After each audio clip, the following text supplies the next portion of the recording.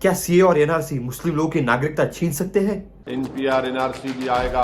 या फिर सीए और एनआरसी मुस्लिम समुदाय को उनका हक दे सकते हैं जो कोई उनसे छीन रहा था? सिर्फ बंगाल के लिए नहीं आएगा, पूरे देश के लिए आएगा। कैसे सोशल मीडिया पे कुछ लोग दोबारा फिर से डर का माहौल तैयार कर रहे हैं। इन 3 देशों से भारी भीड़ हमारे भारत में आ जाएगी। सीए, एनआरसी और एनपीआर के नाम पर कोविड से पहले मुस्लिम समाज ने बेहद विवाद किया था, तो ये जानना बेहद जरूरी है कि ये तीनों चीजें कैसे मुस्लिम समाज के लिए बेनिफिशियल है। तो आज के इस वीडियो में यही जानते हैं। देखिए, अगर ये समझना है कि सीए, एनआरसी और एनपीआर जैसे मुद्दों को मुसलमानों ने क्यों सपोर्ट करना चाहिए, तो इसके लिए हमें यह समझना चाहिए कि ये काम कैसे करते हैं। तो सीए से शुरू करते हैं। तो सीए बेसिकली है जो कंट्रीज जैसे कि पाकिस्तान, अफगानिस्तान, बांग्लादेश, वहां के जो रिलीजियस माइनॉरिटीज है जैसे Hindu, Jain, Buddhist, Sikhs, Christians और पारसीज, जो परसिक्यूटेड माइनॉरिटीज है, उनको ही नागरिकता देने का नियम है सीएए। प्रथम चरण में 2014 तक बांग्लादेश, पाकिस्तान, अफगानिस्तान से जो बाकी रिलीजियस माइनॉरिटीज आ चुके हैं भारत में, उनको नागरिकता दी जाएगी। ये 2019 में पारित हो चुका है, बस से 2024 में लागू किया जा रहा है। जैसे इसे लागू किया जा रहा है, फिर से एक नया दौर प्रारंभ हो जाता है मिस इन्फॉर्मेशन फैलाने का। बंगाल के सीएम ने खुद कहा कि अगर नागरिक सीए पोर्टल से अप्लाई करेंगे तो नागरिक नहीं रेफ्यूजी बन जाएंगे। उधर केजरीवाल जी ने कहा कि दूसरे देश के गरीब लोग भारत में लाकर बीजेपी अपना वोट बैंक बढ़ा रही है। ओवैसी जी ने कहा कि अगर धर्म के नाम पर नागरिकता दी जा रही है तो कुछ समय बाद धर्म के नाम पर ही नागरिकता वापस भी ली जाएगी। ऐसे ही बिना काम के मुस्लिम समाज को भटकाने का काम किया जा रहा है। पिछले बार की तरह बिना लॉजिक की बातें फैलाई जा रही है। ओवैसी जी की बात को सभ्य भाषा में राजदीप सरदेसाई जी ने आगे बढ़ाया, लेकिन उन्हें उसके ऊपर उत्तर भी मिला। That a Bangladeshi Hindu, as far as you are concerned, has different rights to a Bangladeshi Muslim. Correct? Sudhanshu ji, correct? Now can I answer? Yes. Rajdeep, just one question. Does Bangladeshi and Pakistani Hindus are having equal right as Muslims there? Say yes or no. Because that is a declared Islamic state. Tamil actor Vijay Joseph ने भी कहा कि ये CA unacceptable है और तमिलनाडु की सरकार ने इसे इंप्लीमेंट नहीं करना चाहिए। और विजय जोसेफ की बात सरकार ने सुनी भी, लेकिन ऐसा देश में पहली बार हुआ होगा कि क्रिश्चियंस को मिलने वाले राइट का विरोध खुद एक क्रिश्चियन एक्टर और खुद एक क्रिश्चियन मुख्यमंत्री कर रहे होंगे। सीए इंप्लीमेंटेशन के समाचारों के बाद आसाम में प्रोटेस्ट स्टार्ट हो गया। 16 राजनीतिक पार्टियां इंक्लूडिंग कांग्रेस, इन्होंने आसाम बंद की घोषणा कर दी और शांति लाने के लिए आसाम के मुख्यमंत्री ने घोषणा कर दी कि अगर किसी अनुपयुक्त व्यक्ति को अगर नागरिकता मिल गई तो रिजाइन कर देंगे अपने पद से। और यहाँ पे ना 2 मुख्य बातें हैं। पहली ये कि नॉर्थ ईस्टर्न स्टेट जैसे कि आसाम, मेघालय, मिजोरम, त्रिपुरा, यहाँ पे ट्राइबल एरियाज में वैसे भी सीए का इम्प्लीमेंटेशन नहीं है। मतलब आसाम के 35 जिले हैं, उसमें से 6 जिलों में ये इम्प्लीमेंट नहीं होगा और बचे हुए 29 जिलों में इम्प्लीमेंट होगा। और ये जो प्रोटेस्ट हो रहा है वो आसाम अकॉर्ड के अकॉर्डिंग हो रहा है। वैसे एक बात अधिक वायरल हो रही है, अमित शाह जी की गाड़ी का नंबर CAA 4421 था और इसे देखकर कई लोगों ने पहले ही प्रिडिक्ट कर दिया था कि ये जो इम्प्लीमेंट होने वाला है 11 मार्च को होने वाला है और ये आया भी उसी दिन। मे बी ये फ्लूक हो सकता है। देखिए, सीए का मुस्लिम समाज से उनके नागरिकता से कुछ लेना देना नहीं था, लेकिन जो रूमर्स फैलाए गए थे वो वेस्ट नहीं गए थे। इनफैक्ट उन्होंने बड़ा रूप ले लिया था भारत के राजधानी न्यू दिल्ली में। ये दंगे 24 फरवरी 2020 को स्टार्ट होते हैं, जब भजनपुरा एरिया में 2000 लोग आजादी आजादी के नारे लगाते हुए चाकू, तलवारें, पेट्रोल पंप लेके एक पेट्रोल पंप पर हमला कर देते हैं। व्हीकल्स और पेट्रोल पंप जला दिया जाता है, कैश लूट लिया जाता है, जिसमें एक हेड कांस्टेबल की मौत भी हो जाती है। ये कोई एकलौता इंसिडेंट नहीं था। इसके बाद में दिल्ली में दंगे फैल जाते हैं। सीलमपुरी, जाफराबाद, मौजपुर, कदमपुर, बाबरपुर, गोकुलपुर, शिवपुरी, सब तरफ दंगे फैल जाते हैं। जाफराबाद में ही शाहरुख पठान नाम का व्यक्ति पुलिस पर गन तान देता है और रविश कुमार इसे अनुराग मिश्रा बताते हैं। तो 24 फरवरी को उत्तर पूर्वी दिल्ली में इस लाल टी शर्ट वाले लड़के को पिस्टल चलाने की हिम्मत नहीं होती। पुलिस की हालत यह है कि अभी तक गिरफ्तार नहीं हुआ है। पुलिस साफ कहती है कि शाहरुख है, मगर आप सोशल मीडिया में देखिए अनुराग मिश्रा बताया जा रहा है। शिव विहार में ही दर्जनों घर जलाए जाते हैं, शत विशत शव गलियों में पड़े मिलते हैं। एक पार्किंग लॉट जिसमें 170 गाड़ियां थी वो जला दिए जाते हैं। ये सब एंटी सीए एक्टिविस्ट कर रहे थे, लेकिन रात तक एक दूसरा ग्रुप भी एक्टिव हो जाता है। शाम 8:30 बजे टायर मार्केट में आग लगा दी जाती है। 25 फरवरी तक ये आग और बढ़ जाती है और इसमें 13 लोगों की जान चली जाती है और अब दूसरा वर्ग डोमिनेट कर रहा था। मुख्य तौर पर ये दंगे 3 दिन चले, जिसमें 53 लोगों की जान गई और 581 लोग घायल हो गए। ये सब सिर्फ एक ही समाज से थे, क्योंकि इनके बीच में मिस इन्फॉर्मेशन फैलाई गई थी और टीवी पर इस प्रकार का शब्द का उपयोग करके इन लोगों को भड़काया जाना। नागरिकता संशोधन बिल के बहाने हिटलर की जर्मनी की बात असम कर्नाटक में बन रहे डिटेंशन सेंटर के बहाने गैस चेंबर की मिसाल दी जाए तो आप लापरवाह नहीं हो सकते। क्या आपको वाकई आपके अधिकारों के लिए कोई लड़ने वाला नहीं चाहिए?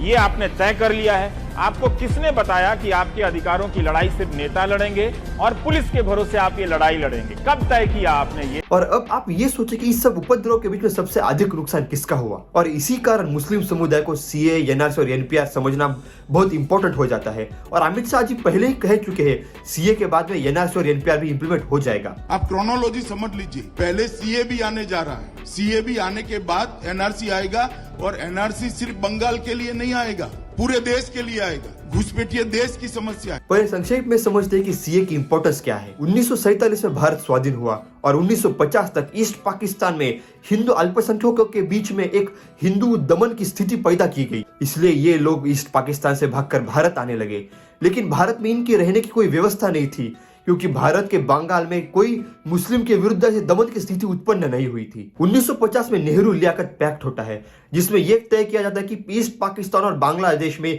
जो माइनॉरिटीज है उनके राइट्स प्रोटेक्ट किए जाएंगे। भारत के तौर से ऐसा किया भी जाता है, लेकिन ईस्ट पाकिस्तान ऐसा नहीं करता। इस बात का प्रमाण यह है कि 1951 में पाकिस्तान में, ईस्ट पाकिस्तान में जो हिंदुओं की संख्या थी वो थी 22%, जो आज सिर्फ 8% रह गई है। और भारत में ये मुस्लिम जनसंख्या 4.5% से बढ़कर आज 14% तक हो गई है। और 1971 में जब ईस्ट पाकिस्तान बांग्लादेश बनता है, उस टाइम में भी हिंदुओं का दमन होता है, और उस टाइम में भी लाखों की संख्या में रिफ्यूजीज भारत में आ जाते हैं। कुछ वर्षों पश्चात एक नया ट्रेंड देखा गया है, बांग्लादेशी मुस्लिम भी लाखों की संख्या में भारत में आ रहे हैं, जिसकी डिटेल्स हम आगे इस वीडियो में ही देखते हैं। इन सारी घटनाओं के कारण ये स्थिति उत्पन्न हो जाती है कि भारत में दो प्रकार के इलीगल इमाइग्रेंट्स होते हैं।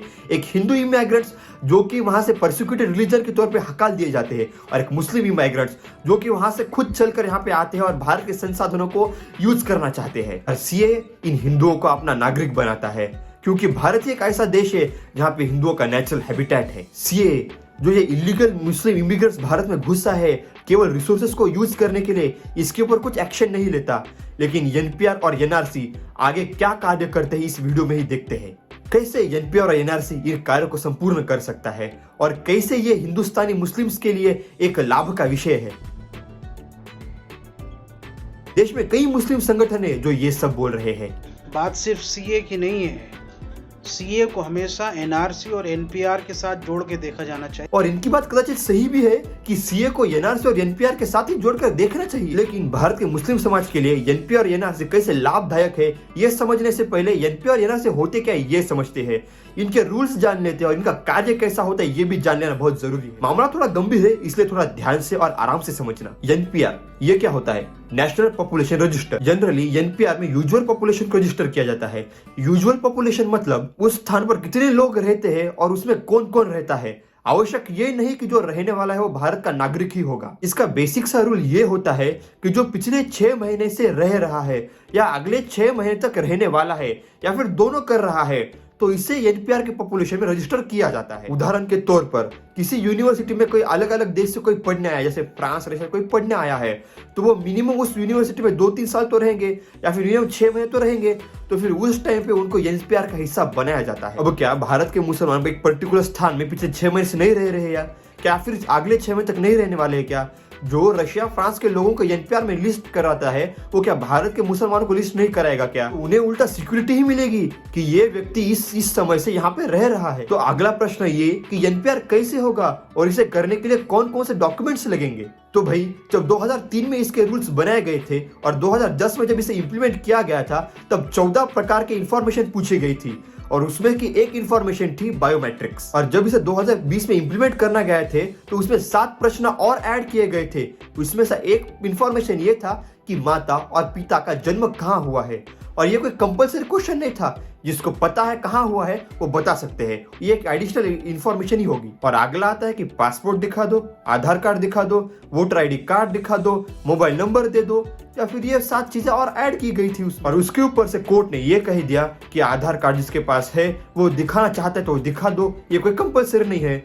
तो बेसिकली भाई मुझे तो ऐसा लगता है कि ये 7 चीजों से ऐड करने के बाद किसी भारतीय मुसलमानों को कुछ आपत्ति नहीं होनी चाहिए, क्योंकि सबके पास तो ये बेसिकली हो गई। और एनपीआर ना पहली बार भारत में नहीं होगा, 2011 के सेंसस से पहले 2010 में भी एनपीआर हुआ था और इसे अपडेट 2015 में किया गया था और 2021 के सेंसस के पहले 2020 में भी होने वाला था, लेकिन वहां पे कोविड आ गया।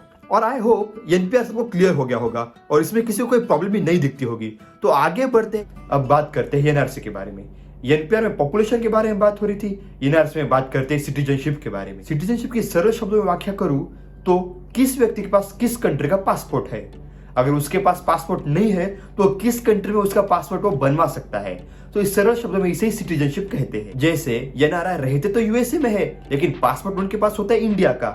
सो बेसिकली यहाँ से हमको ये समझ में आना चाहिए कि वो एनआरआई होते हैं, वो एनपीआर के पार्ट होते हैं यूएसए में, लेकिन वो एनआरसी के पार्ट होते हैं इंडिया के। और एनआरसी भी कोई पहली बार नहीं होने वाला है। 1951 में नेहरू जी ने ही आसाम में करवाया था, बस पूरे भारत देश में होना बाकी है। सो बेसिकली एनपीआर में हम रजिस्टर करेंगे जो भारत में रहते हैं, वो बेसिकली नागरिक है या नहीं है इससे कोई फर्क नहीं पड़ता। लेकिन एनआरसी में हम रजिस्टर करेंगे भारतीय नागरिक को, वो भारत में रहते हैं या फिर एनआरआई के जैसे दूसरे देश में भी रह सकते हैं। अब प्रश्न ये कि एनआरसी कैसे होगा या फिर इसका प्रोसेस क्या है। सबसे पहले होगा एनपीआर, उसकी जो लिस्ट बनेगी वो लोकल रजिस्ट्रार के पास जाएगी। जैसे गांव में होता है सरपंच, उसके पास जाएगी और सरपंच को पता है कि उसके गांव में कौन कौन रहता है, कब से रह रहा है, क्या क्या रह रहा है। तो फिर उसमें वो फिर से नाम को चेक करेगा और फिर कुछ नाम होंगे उसके आगे आप डाउटफुल लिख देगा और सरपंच को जिसके ऊपर डाउट है वो उसके घर पे जाएगा, फिर से रिकन्फर्म करेगा और फिर भी अगर उसको डाउट रहता है तो उस लिस्ट में उस नाम के सामने डाउटफुल लिख के अगले लेवल पे सबमिट कर देगा, मतलब डिस्ट्रिक्ट रजिस्ट्रार के लेवल पर। अब डिस्ट्रिक्ट रजिस्ट्रार के लेवल पर इन डाउटफुल लोगों की चेकिंग होगी और अगर किसी को लगता है कि उनका नाम इस लिस्ट से छूट गया है तो अपने डॉक्यूमेंट्स के प्रूफ दिखाकर वो अपना नाम फिर से उस लिस्ट में ऐड कर सकते हैं। अब एसडीआर को जो डाउटफुल लगेगा वो अगले लेवल पर डिस्ट्रिक्ट रजिस्ट्रार के लेवल पर अपनी लिस्ट सबमिट कर देगा और वहां पे जाने के बाद डिस्ट्रिक्ट रजिस्ट्रार भी अपने लेवल पर जांच करेगा और फिर से यहाँ पे लोग अपना पासपोर्ट वगैरह कुछ अपना प्रूफ दिखाकर फिर से उस नाम में ऐड कर सकते हैं। और इसके बाद अगला लेवल होगा नेशनल रजिस्ट्रार का। सो बेसिकली मतलब मल्टीपल लेवल्स है जहां पे सबको अपना रेसिडेंस प्रूफ करने का बिल्कुल इक्वल मौका दिया जाएगा। तो अब इस प्रोसेस से आप खुद समझ सकते हैं कि किसको डरना चाहिए और जो डर फैला रहा है उसका भी आप इंटेंशन खुद समझ सकते हैं। तो ये भारत के मुसलमानों को भय मुक्त करने का डिसीजन है, ना कि भयाक्रांत करने का डिसीजन। तो एनआरसी और एनपीआर भारत के मुसलमानों के लिए कितना आवश्यक है और क्यों आवश्यक है ये हम आगे देखते हैं वीडियो में। तो हमने अभी समझा एनपीआर और एनआरसी क्या कर सकते हैं, लेकिन क्या भारत में इतने इलीगल इमिग्रेंट्स हैं कि जिसे बाहर निकालने की जरूरत पड़ रही है? तो इलीगल इमिग्रेंट्स मतलब वो लोग जो भारत में रह रहे बिना किसी डॉक्यूमेंट्स के, फर्जी डॉक्यूमेंट्स के, या फिर उनके जो डॉक्यूमेंट्स है उनकी टाइमलाइन खत्म हो चुकी है और वो फिर भी रह रहे हैं। 2004 में पास हुए फॉरेनर एक्ट्स के तहत ऐसा करने से 2 से 8 साल की सजा हो सकती है। सुप्रीम कोर्ट में सबमिट किए गए एक एफिडेविट के अनुसार रोहिंग्या भारत के लिए एक थ्रेट है और इनके संबंध कहीं मिलिटेंट ग्रुप से है और इनको भारत से डिपोर्ट कर देना चाहिए। इसलिए सुप्रीम कोर्ट में 2005 में जब यूपी की गवर्नमेंट थी तब जो इलीगल इमिग्रेंट्स एक्ट है 1983 का उसे रिजेक्ट कर दिया था, क्योंकि यही सबसे बड़ी बाधा थी इमिग्रेंट्स को हकाल देने में, डिपोर्ट कर देने में। भारत में कितने इलीगल इमिग्रेंट्स हो सकते हैं? 2013 तक 13,500 इलीगल इमिग्रेंट्स अफगानिस्तान से रिपोर्ट किए गए थे। 7,700 2009 तक पाकिस्तान से इलीगल इमिग्रेंट्स रिपोर्ट किए गए थे। ये बहुत कंजर्वेटिव अनुमान थे, लेकिन कहीं असली प्रॉब्लम कहीं और से है। 1996 से लेकर 1998 तक भारत के होम मिनिस्टर रहे इंद्रजीत गुप्ता, उन्होंने 1997 में कहा था भारत में करीब 1 करोड़ बांग्लादेशी इलीगल इमाइग्रेंट्स घुसे हुए हैं। 14 जुलाई 2004 को भारतीय गृह राज्य मंत्री श्री प्रकाश जायसवाल जी ने कहा था कि भारत में 1 करोड़ 20 लाख अवैध रूप से बांग्लादेशी घुसे हुए हैं और उसमें 57 लाख तो सिर्फ बंगाल में है। 2016 में ही सरकार ने कहा था कि भारत में 2 करोड़ इलीगल बांग्लादेशी रह रहे हैं और उसमें से 1.5 करोड़ तो खाली बंगाल में ही रहते हैं। 2004 में 57 लाख बांग्लादेशी इलीगल इमिग्रेंट्स बंगाल में बताए जाते हैं और 2004 से 2016 तक करीब 1 करोड़ और इलीगल इमिग्रेंट्स घुस जाते हैं और 2004 से 2016 तक बड़ा कार्यकाल ममता बनर्जी का था वहां पे सरकार में। बीएसएफ के एक्स चीफ की अगर बात माने तो भारत में इलीगल बांग्लादेशी रहने वालों की संख्या 2 से 6 करोड़ के बीच में हो सकती है। 1971 तक इनमें संख्या उन लोगों की होती थी जो संहार के डर से वहां से भागकर भारत में आए हैं, लेकिन अब संख्या उन लोगों की ज्यादा बढ़ चुकी है जो रिसोर्सेस को देखकर भारत में आ रहे हैं। एक उदाहरण से देखते हैं। ज्योति बसु एक लंबे समय तक वेस्ट बंगाल के सीएम कह रहा करते थे। उन्होंने 11 अक्टूबर 1992 को एक लेख लिखा। उस लेख में वो लिखते हैं 1977 से ही बांग्लादेशी इलीगल भारत में आ रहे हैं। 1977 से 1992 के बीच में 2,35,529 लोगों को बीएसएफ ने पकड़ा है भारत आते हुए, जिनमें से 68,472 लोग हिंदू है और 1,64,132 लोग मुसलमान है।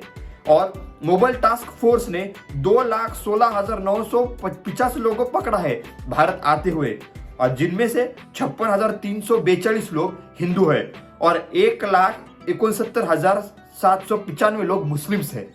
अगर हम सीधे सीधे परसेंटेज की कैलकुलेशन करते हैं तो इन 15 सालों में 4.5 लोग पकड़े गए थे, जिनमें से 73% मुस्लिम्स थे। अगर हम इसी रेशियो को अगर मानते हैं तो भारत में गवर्नमेंट ने बताए गए 2 करोड़ इलीगल बांग्लादेशी को अगर कंसीडर करते हैं तो उनमें से 1,46 लाख तो सिर्फ मुस्लिम्स है।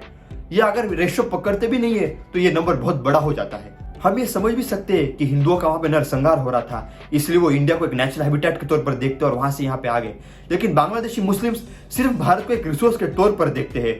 जो रिसोर्स जो हिंदुस्तानी मुस्लिम्स को मिलना चाहिए था वो वहां से यहाँ पे आकर यूटिलाइज कर रहे हैं। एनपी और एनआरसी भारत के मुसलमानों को उनका हक दिला सकते हैं। क्या है एनपी और एनआरसी और उनके अधिकार, आगे देखते हैं। जो भारत में इलीगली घुसे हैं ना, वो सिर्फ भारत के रिसोर्सेज को देखकर घुसे हैं, और वो सबसे ज्यादा नुकसान है ना वो भारतीय मुस्लिम्स का ही कर रहे हैं। हम इसे एक उदाहरण के तौर पर देखते हैं। हरियाणा के मेवात में अच्छे खासे रोहिंग्यास घुस चुके थे। भारतीय कानून के अनुसार उन्हें तो जेल में होना चाहिए था, लेकिन एक समिति के अनुसार उन्हें सैनिटरी, हेल्थ केयर, एजुकेशन सब फैसिलिटीज मिल रहे थे, और उनका जो हेल्थ क्वालिटी इंडेक्स है और क्वालिटी ऑफ लाइफ है वो बाकी से भारतीय से कम नहीं है। मात्र गुरुग्राम और फरीदाबाद जैसे शहर में ही 6 से 7 लाख इलीगल इमाइग्रेंट्स बताए जाते हैं, और ये इन सुविधाओं का दोहन करते हैं जो कि एक हिंदुस्तानी मुस्लिम्स को मिल सकते थे। दिल्ली का ही उदाहरण देखिए, वहां के इलीगल इमाइग्रेंट्स वहां पे जो फ्री राशन है उसका खाना खा रहे हैं, और जो फ्री बस राइड है उसकी सुविधा यूज कर रहे हैं। आप भी सोच सकते हैं किसका हक मारा जा रहा है। आसाम में ये बर्थ सर्टिफिकेट या राशन कार्ड भी बना चुके हैं जुडिशियल स्टैंप के साथ, और इन्हें वहां पे नौकरियां भी मिलती है। सोचिए किसकी नौकरियां खा रहे हैं। नौकरियां छोड़िए भाई, जम्मू कश्मीर में इन रोहिंग्यास ने तो फेक पेपर्स के तौर पर एक जमीन भी खरीद ली है। यह राशन और यह खाना पानी इनके लिए तो बहुत छोटी सी बात है। एक गवर्नमेंट डिसीजन के अनुसार इस रोहिंग्यास को इकोनॉमिकल वीकर सेक्शन के अंतर्गत एक फ्लैट और पुलिस प्रोटेक्शन दिया जाएगा। अब सोचिए, क्या ये फ्लैट्स हिंदुस्तानी मुस्लिम्स को नहीं मिल सकते थे? इलीगल इमिग्रेंट्स चाहे बांग्लादेशी हो या रोहिंग्यास, ये इंटरनल सिक्योरिटी के लिए भी एक थ्रेट हो रहे हैं, और ये बात कर्नाटक हाईकोर्ट ने भी मानी है। इन इलीगल इमिग्रेंट्स की वजह से ही मणिपुर में 2 समुदाय के बीच में झड़प हो गई थी और दंगे हो गए थे। आसाम में 2012 में 45 लोग मारे गए थे दंगों में, और 1.5 लाख लोगों को आसाम में छोड़ना पड़ा था। थोड़े दिनों पहले हरियाणा के नूह में दंगे हुए थे, और वहां पे भी भारी संख्या में इलीगल इमिग्रेंट्स को पाया गया था, और उसके बाद में इनके ठेले या फिर इनकी टपरी को एक्शन के तौर पे डिमोलिश कर दिया गया था। संदेश खली वहां की महिलाएं खुद बोल रहे हैं, रोहिंग्या जो कि इलीगल इमिग्रेंट्स है वो वहां पे आके उनका शोषण कर रहे हैं। नोएडा में ये हिंसा करने वाले इलीगल इमिग्रेंट्स को सोसाइटी में घुसने से बैन किया गया था। क्या इन्हें भारत में घुसने से बैन नहीं करना चाहिए? इन इलीगल इमिग्रेंट्स की वजह से डेमोग्राफिक चेंजेस आ रहे हैं कई तरफ, और कम्युनल टेंशंस बढ़ रहे हैं।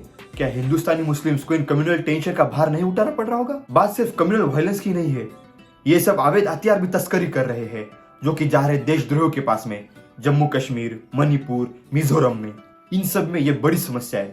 हाईकोर्ट तो कई बार कह चुके हैं इन इलीगल इमिग्रेंट्स द्वारा बढ़ते क्राइम्स को रोको। हाईकोर्ट तो हैरान परेशान तब थे जब ये सामने आता है कि ये इलीगल इमिग्रेंट्स आधार कार्ड बनवाने में सक्षम हो चुके हैं। इन इलीगल इमिग्रेंट्स द्वारा फीमेल ट्रैफिकिंग भी बढ़ चुकी है। क्या भारतीय मुसलमान इन इलीगल इमिग्रेंट्स के साथ अपने खुद को इक्वेट करना चाहेगा? और कई एनजीओ तो इनके लिए जॉब कार्ड्स भी मांग रहे हैं। तो क्या ये मिलने वाले जॉब्स का दोहन नहीं कर रहे हैं? शायद इसलिए ही दिल्ली हज कमेटी ने सीएए को वेलकम किया है। देखिए, इसका मैं स्वागत करती हूँ, इस्तकबाल करती हूँ, और ये नागरिकता देने का कानून है, लेने का नहीं। अगर सरल शब्दों में कहे तो हिंदुस्तानी मुस्लिम्स को मुखर होकर उन कानूनों का सपोर्ट करना चाहिए जो उन्हें उनका हक दिला के दे सकते हैं, जो कि है एनपीआर, एनआरसी और सीएए। और कहीं ना कहीं भारतीय मुसलमानों में एक डर बिठा दिया गया है कि ये कानून उनके समर्थन में नहीं, उनके अगेंस्ट है। कितना सच है इस बात में, आगे देखते हैं। अगर कोई आपको यह कह रहा है कि सीए, एनआरसी और एनपीआर आने के बाद आपकी नागरिकता चली जाएगी तो सरासर झूठ कह रहा है, जो आपका ही नुकसान करवा सकता है, क्योंकि इस पूरे प्रोसेस में यह संभव ही नहीं। इसे आसाम के उदाहरण से देखते हैं, क्योंकि वहां पे एनआरसी करवाया जाए कोर्ट का ही आदेश है। 2004 में गृह राज्य मंत्री श्री प्रकाश जायसवाल जी ने कहा था कि 50 लाख इलीगल इमाइग्रेंट्स अकेले आसाम में रहते हैं, लेकिन एनआरसी करवाया गया बस 19 लाख ही पकड़े गए। कहाँ 19 लाख और कहाँ 50 लाख। आपको यहाँ से एक बात समझ में आ जानी चाहिए कि जो 100% शंका है उनको डाउटफुल के तौर पर लिखा जा रहा है और उनको आगे भी चांस मिलेगा। अगर वो प्रूफ दिखाते हैं तो फिर से वो रेसिडेंट हो जाएंगे। इतने सारे लेवल ऑफ रिजेक्शन के बाद भी उन्हें और एक मौका दिया जाता है। स्टेट ने रिजेक्शन स्लिप देती है जिससे इनकी केस जाती है फॉरेन ट्रिब्यूनल के पास। मतलब कि पकड़े जाने के बाद भी इन्हें मौका दिया जाता है। अकेले आसाम में ही 2 से ज्यादा फॉरेन ट्रिब्यूनल इस्टेब्लिश किए गए हैं जो कि इन एनआरसी के प्रोसेस को निगरानी करेंगे। अगर यहाँ पे आपको एनआरसी में फेल हो जाते हैं फॉरेन ट्रिब्यूनल्स में, आप जा सकते हैं हाईकोर्ट में। हाईकोर्ट में जाके आप दलील दे सकते हैं कि आप कैसे सिटीजन हैं इंडिया के। अगर वहां पे भी आप फेल हो जाते हैं तो हाईकोर्ट के परमिशन से आप जा सकते हैं सुप्रीम कोर्ट में, वहां पे अपने दलील पेश कर सकते हैं। यानी जिस प्रोसेस में 50 लाख में सिर्फ 19 लाख छाटे जा सकते हैं और जिन्हें भी अनेकों मौके दिए जा रहे हैं, और इसमें फिर आप समझ सकते हैं कि कोई गलती की गुंजाइश नहीं उठती है। इलीगल इमिग्रेंट्स देश की इंटरनल सुरक्षा को बहुत बड़ा सेंध लगाते हैं।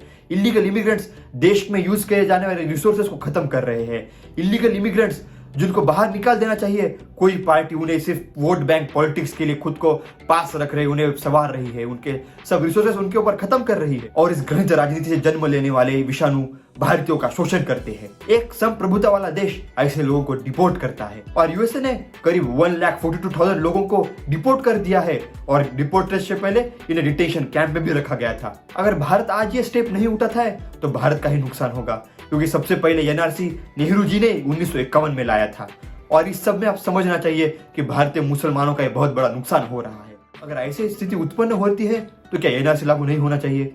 अपने विचार कमेंट्स में जरूर बताइए। अगर वीडियो पसंद आए तो इसे शेयर कीजिएगा, लाइक कीजिएगा और अगर आप चैनल पर नए होंगे तो सब्सक्राइब जरूर कीजिएगा। Thank you guys.